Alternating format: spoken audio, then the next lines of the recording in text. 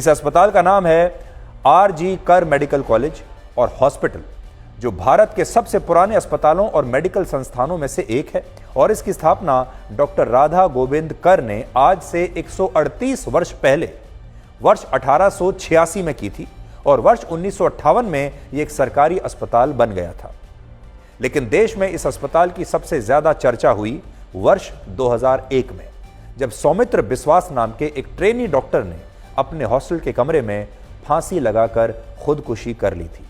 उस समय ज्यादातर ट्रेनी डॉक्टर्स का यह आरोप था कि सौमित्र बिस्वास की हत्या हुई है।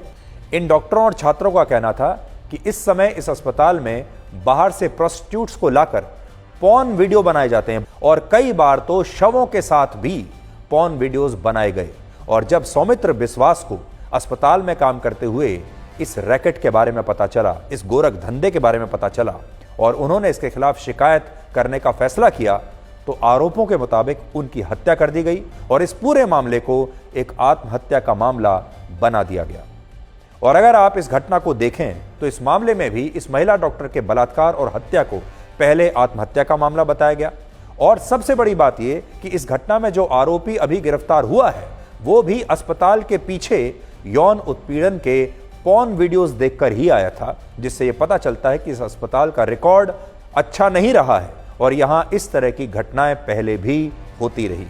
वर्ष 2003 में एक हाउस स्टाफ ने इस अस्पताल में आत्महत्या कर ली थी और फिर वर्ष 2016 में भी एक डॉक्टर की सड़ी हुई लाश इस अस्पताल से बरामद हुई थी, जबकि पिछले ही साल एक इंटर्न डॉक्टर की इसी अस्पताल में संदिग्ध परिस्थितियों में मौत हो चुकी थी।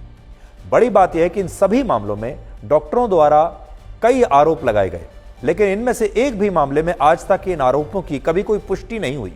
और इससे पता चलता है कि इस अस्पताल में जो घटनाएं हुई हैं या होती हैं और उन्हें लेकर जो आरोप लगते हैं वो आरोप एक रहस्य बनकर रह जाते हैं।